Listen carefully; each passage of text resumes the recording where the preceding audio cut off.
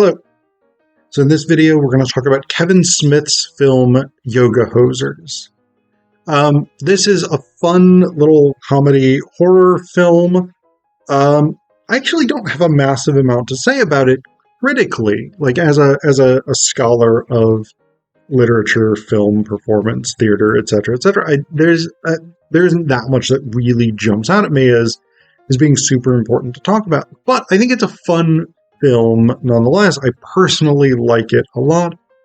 And there is a bit, I think, that's interesting with it. So this movie is about two 15-year-olds, the Collettes, the Colleens, Colleen Collette and Colleen Mackenzie. They are high schoolers, and they work in a convenience store called the A to Z. This is in Canada, in Manitoba. So the A is EH to Z to a digit, and then ZED. So, good, fun Canada references there, because, of course, Canadians are stereotyped for ending their sentences with A. And then Z, unlike Americans, in like Kevin Smith and actually many of the actors in the movie,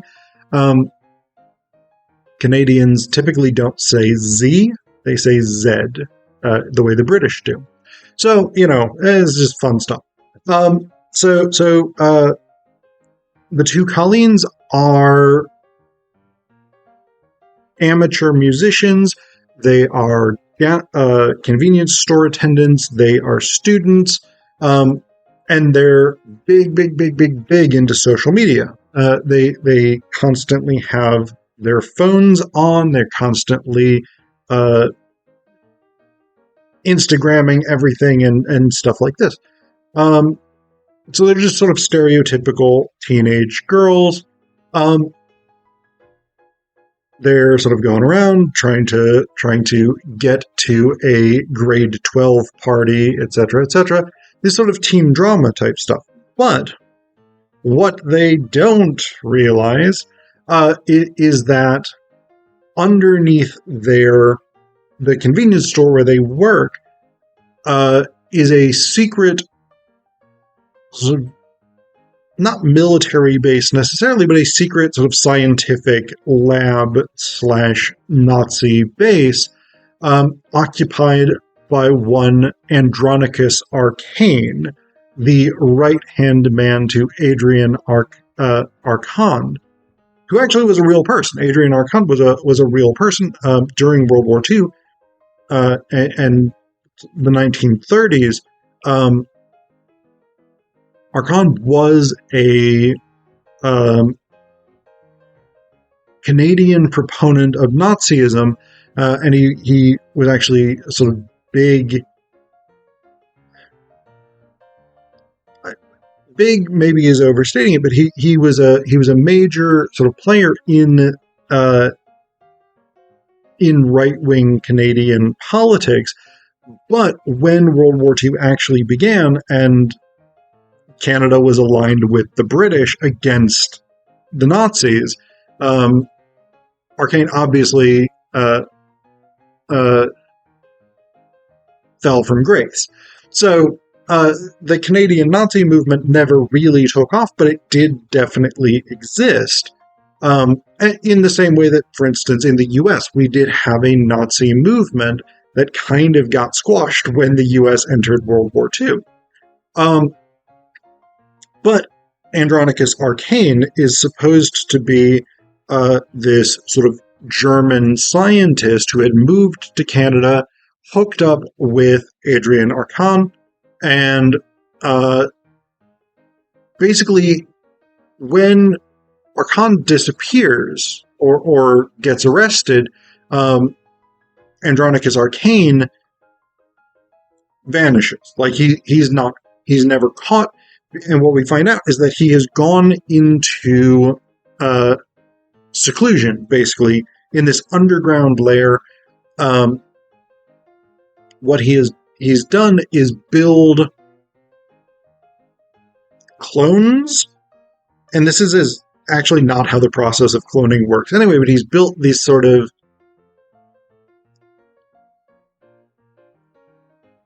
clones. I don't know a better word for them necessarily. They're sort of weird clone hybrid. They are made out of, they're basically sort of, I don't know, living dolls might be a better way to put it. They're made out of bratwurst and sauerkraut, and he's injected them with his own Nazi DNA, which is actually not how DNA works either. But I mean, in fairness, the guy came up with this idea in World War II, so the idea that he would even know about DNA is kind of suspect anyway, but, we're just going to ignore that. And he put himself into cryostasis, which apparently he could just do with a refrigerator. And he'd put these sort of bratwurst guys injected with his DNA into an incubator. And what was supposed to happen was that 100 years later, they would be sort of fully formed. Bratsies is the term that the two Colleens come up with, and that's just the term that I'm going to keep using. That they would be sort of fully grown Bratsies, ready to sort of lead the glorious Canadian Nazi resurgence. That was the plan. The Bratsies are sort of woken up, and Andronicus Arcane is woken up about 25 years early, and so the Bratsies are teeny tiny. Andronicus Arcane sort of apparently this starts sneaking into this convenience store after hours and watching TV and learning pop culture and things like this. And he builds a golem, which is he's basically killing people and sort of taking bits and pieces of them to create this sort of Frankenstein type hockey monster. Really interesting. I'll come back to this, actually. There's an interesting bit about that. And basically the idea is that Andronicus Arcane, who had always wanted to be an artist, but was sort of driven out of the art world due to negative criticism, echoing to some extent what happened to Hitler, actually, because Hitler was a sort of not especially good painter, and he was rejected by art schools, and so he apparently became a Nazi as his sort of next go-to career choice. But Andronicus Arcane is basically going to sort of send his minions forth to go and destroy all the art critics in the name of Nazism, I guess. And the Colleens have to defeat this menace, which they end up doing through the use of yoga, which they study with their yogi bear, Bayer. So I don't think there's that much that's really super interesting about this storyline from a critical perspective. Again, I think it's a fun movie. I really, really like it. I like Kevin Smith's work, generally speaking. And there's some, of course, great sort of echoes back to earlier important Kevin Smith stuff, like the fact that much of the action is set in a convenience store, a la Clerks, and Clerks 2 to a lesser extent, I guess. But one of the things that I find really fascinating about this movie is that there's just a lot of stuff that feels meaningful and then kind of ends up not being so. And I think this is a way in which Smith works to sort of subvert people's expectations about how movies are structured and how storylines are structured. The biggest element to this, I think the biggest sort of example of this, of a storyline that seems like it should be important, but kind of just isn't, is Hunter and Gordon.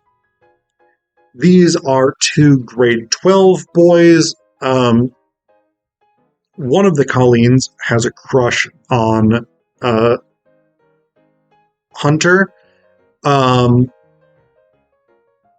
Colleen M has a crush on Hunter. And they initially, Hunter invites the Colleens to a grade 12 party, but then they end up having to work. The Colleens end up having to work, so they invite Hunter and Gordon to a party at the Zed, the convenience store. They're a little bit confused when only Hunter and Gordon show up and not a bunch of other grade 12 people.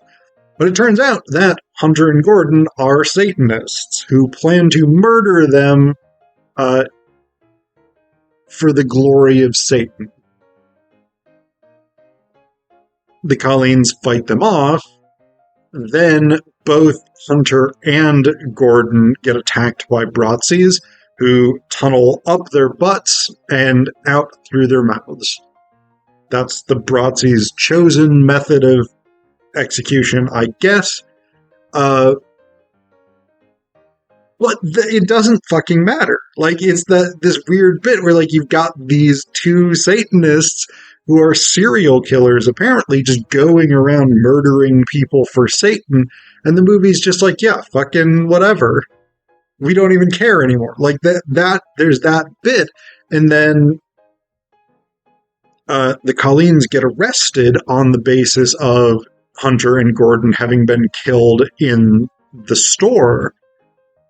But then it doesn't even matter after that. Like, that whole bit is just dropped. Like, there are these two Satanists who are murdering people, and the movie just does not care about it beyond that particular moment.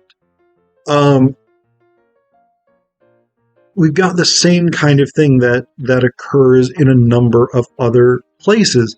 Bob, Colleen C's father, the guy who actually owns the Zed, like, there's this fairly lengthy scene where, like, he's going to have sex with his girlfriend, who the Colleens hate because she's their manager and she hates them.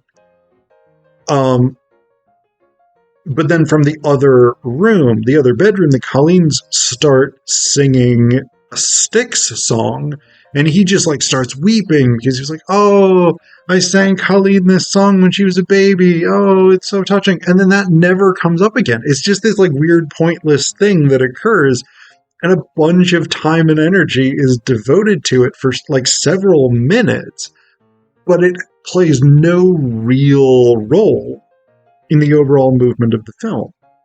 Similarly, Yogi Bear has several instances where he's on the phone to an American lawyer who's threatening him basically with copyright infringement for practicing under the name Yogi Bear, even though it's Bayer. They're claiming copyright infringement with Yogi Bear, the cartoon character. And it kind of doesn't matter for the overall movement of the movie. So, on the one hand, I think this is really interesting because it can be read as this sort of pointless jumble of things that's just like, on their own, they might be interesting or funny, but because they don't really impact what the film is actually doing, they can be seen as this kind of pointless, arbitrary, random bits of fun. But I think there's a reason for that. I mean, Smith is a clever enough filmmaker and writer. I think there's more of, on the one hand, a sort of challenging of audiences' expectations, right? Where if there's some weird thing that feels like it's supposed to be important, we expect it to be developed. And it doesn't. It doesn't get developed here. It's just sort of treated as a bizarre, pointless thing. And so I think there's some element of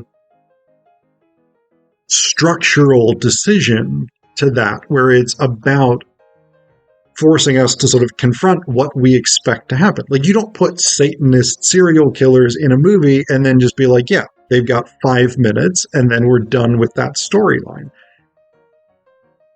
It's just, that's not how you make movies typically. That's not how you tell stories typically. Like, that's typically something that is a big enough and important enough thing that you devote, that becomes an issue across the film. But here it simply isn't. And I think that, but I think there's also a sort of iconoclastic element to this, right? Where it's about sort of confronting these tropes of horror films, right?